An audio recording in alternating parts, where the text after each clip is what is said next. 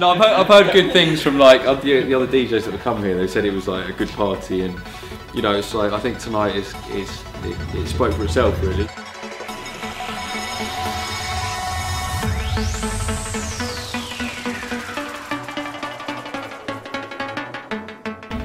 I love playing abroad because it's just like you can play. Like tonight, I played loads of like different stuff that I couldn't play in England. Like last night, I played in England. I had to play strictly drum and bass.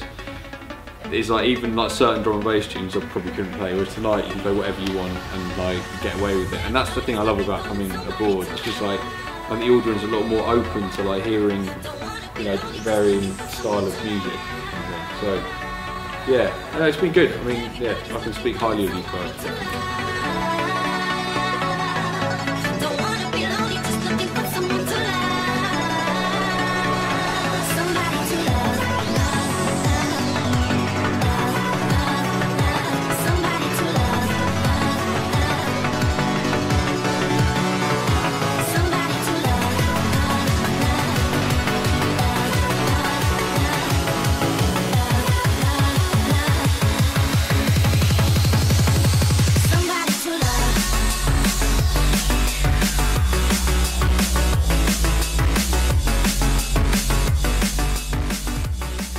The night was great, like everyone's been great, like all the promoters have been lovely, like it's just refreshing. Like every time I come to Switzerland, like I meet people and like, you know, I could easily hang out for longer with everyone I meet, and it's very nice, you know, it's good to meet people like that.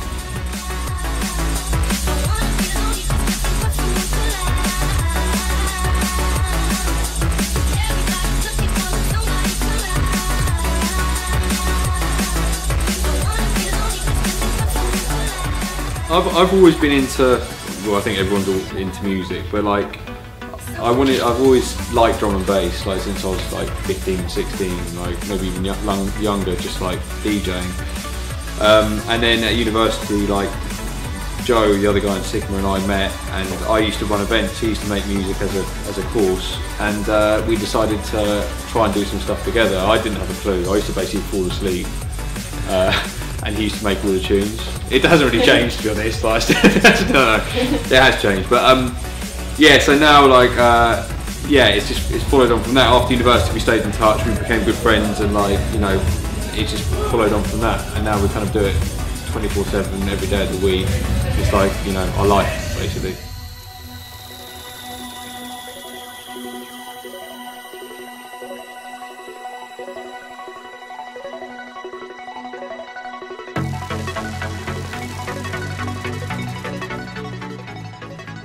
It was something that I remember being just angry. It's almost like the music I got into was very different from the music we write now. It was very dark. It was kind of quite, I don't know, it's not the sort of music you can play to people who weren't into that specific genre and they would like it, whereas now we write tunes which we hope appeal to like a bigger market.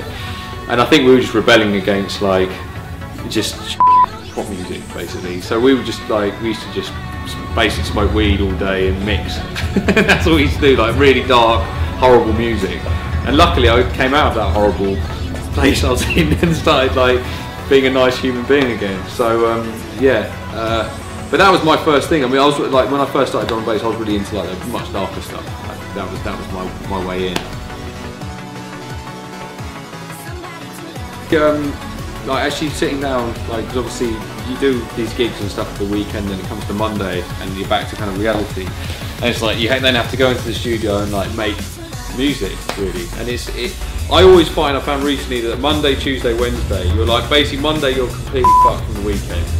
Tuesday you're kind of fucked from the weekend, but you're kind of alright. Wednesday you're not really wanting to go in the studio, you just want to kind of do something else. Thursday you get a really great idea, and then Friday you fuck off abroad again and do another gig. So basically you get about a day to like write tunes, which is like, well, it happens every, like both of us, me and Joe, both do the same thing. Like we're fucked all week, and it comes to like a Thursday and we have some good ideas. But you know, it's hard. It's not easy. Like, it's like going into the studio and you've got like, right, I need to write a tune, and you're sitting there with nothing. It's not an easy thing to do. So I mean, we generally look for samples. We look for maybe tunes like from a different genre that we like, you know, the sound of, or the patterns, or the key changes, and kind of try and draw influences from stuff like that. I remember when, because I used to drive Pendulum around before I was doing the Sigma stuff, and I went to their house once, and I heard Rob. He didn't come downstairs because he's, you know, just doing his thing upstairs in the studio, but I heard him just flicking through music, just like every 10 seconds there was a new tune, just like everything from like hardcore to jazz to soul, and he, you know, he's just obviously just drawing influences. That's just, it's important. I think it's important to do, and I think if you're narrow and you're blinkered to just drum and bass, you're never going to do anything. You need to take influences from everything around you, whether it's adverts. Like I hear like film music or computer game music, and I'm like, that's really cool. Do you know what I mean? Like you can maybe try and, you know, do something with that. But I don't know. It's hard. It is hard. It's not an easy job. Trust me. And I think like drum and bass it's a genre that it kind of changes a lot, but it always kind of changes within itself, kind of thing. I think it's like at the moment, I don't really know where it's at, to be honest, because I mean a lot of the producers that are the big artists like Sub Focus, Chasing Status, like used to be Pendulum, they're not writing drum and bass anymore, and I think you need those like headliners to be making drum and bass to make the scene bigger. And you know, it's great because there's other people writing some really good tunes, and that's great. But I think there's room now for a few other people to come through and, like, you know, push the boundaries a little bit. And I'm hoping that is what will happen. And dubstep, I mean, you know, it's a scene that's it's growing very quickly. I've got nothing against dubstep at all. Like a lot of the artists, like, you know, friends of ours and stuff. And you know, I think like the two together, as long as they keep growing, it's fine. It's good for our music in general. So.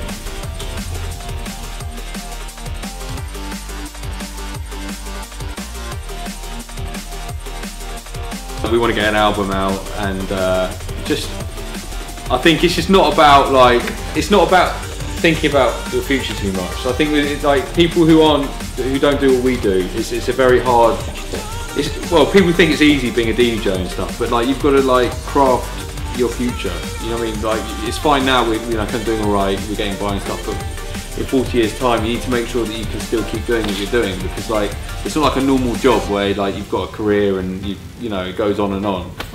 So you know we think about this a lot, and like we want to do an album, and then we want to get into doing like soundtracks. We're like there's lots of stuff we want to do, and I think we're only just really starting to get there now. So it should be good.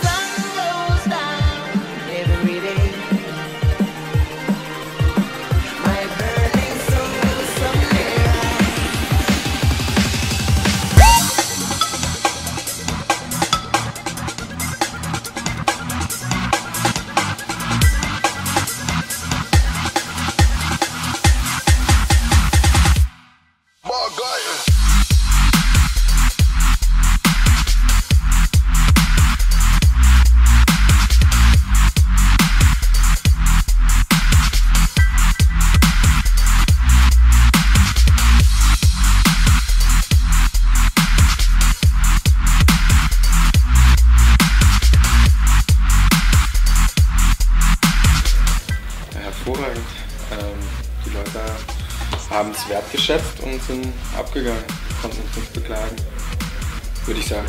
Auf jeden Fall.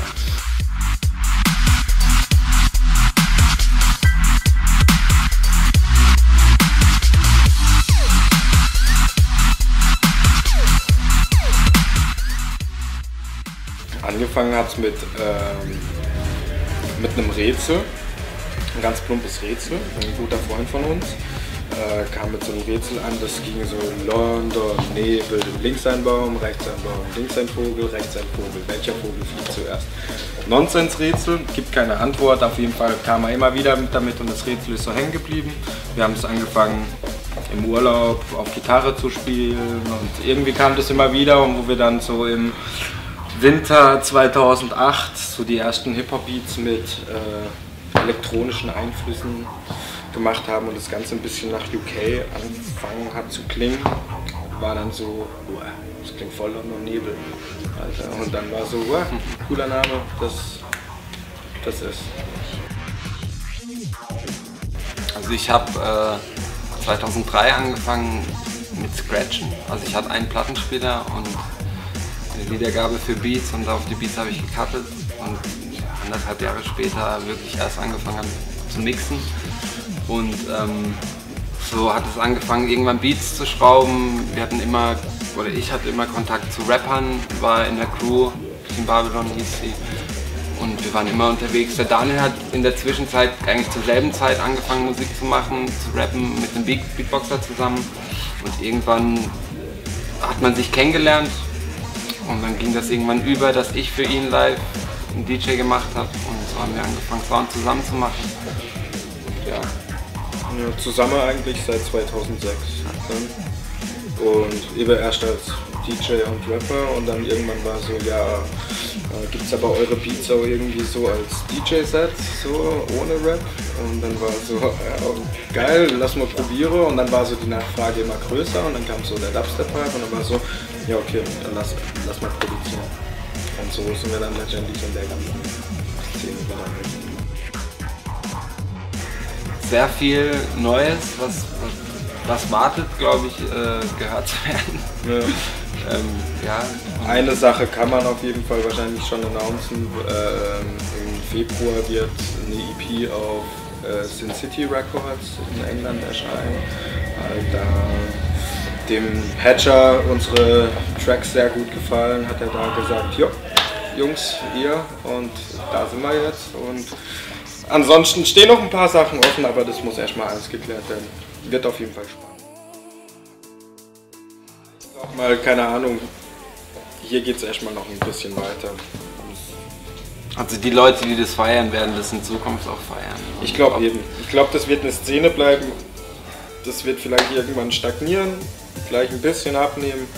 Aber ich glaube kaum, dass das irgendwie so in sich zusammenbricht. Das wird bleiben und sich weiterentwickeln vor allem. Das wird trotzdem noch neue Wege gehen und neue Formen von Dubstep, sagen wir es mal so, rausbringen. Aber im Großen und Ganzen würde ich eher sagen, es geht weiter und entwickelt sich weiter, als dass es irgendwie dann Zusammenbruch geben. Hier tun wir mit QBIG und halt sehr viel Software, Plugins, also wie es wahrscheinlich die meisten machen. Und generell zählt der Flow und also auf was man gerade Bock hat. Es ist jetzt schwierig zu beschreiben. Ich würde sagen, es gibt grundsätzlich 3 Formen. Entweder einer produziert alleine was vor, man macht es zusammen fertig, oder der andere und dann umgekehrt. Oder wir fangen halt im besten Falle, und das sind dann meistens so auch die Perlen, zusammen an und ziehen das zusammen durch und dann macht es eigentlich am meisten Spaß. Und so entsteht das Schritt für Schritt. Sei es mal eben auch sich nicht die Mühe oder sich die Mühe zu machen, einfach auch mal ein Mikrofon aufstellen und 2 Stunden an einem Drumset rumfrickeln und irgendwelche Sounds aufnehmen oder sonst irgendwas. Einfach immer, es ist immer unterschiedlich, einfach laufen lassen. Mal Dubstep, mal Drum and Bass, mal das und das. Manchmal auch noch Hip-Hop, wir machen auch immer noch für ein paar Hip-Hop-Leute in Deutschland manchmal ein paar Beats, auch für ein paar Schweizer. Wie es kommt, Knackebuhl zum Beispiel, der da mit seinem Album im Frühjahr sehr gut gechartet ist. Wie es kommt, nicht festlegen, einfach laufen lassen.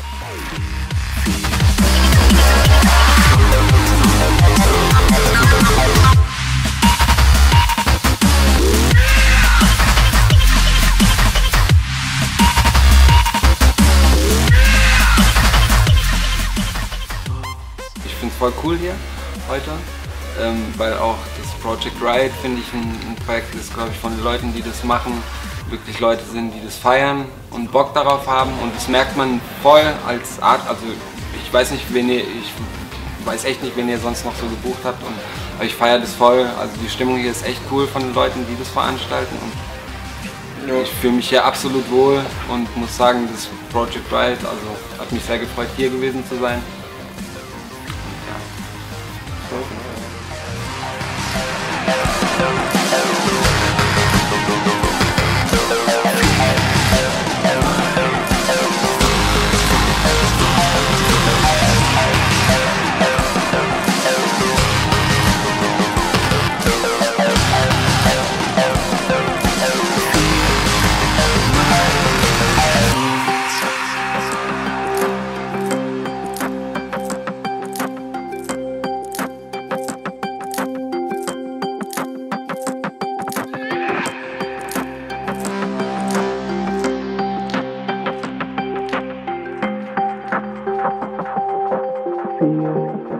Feel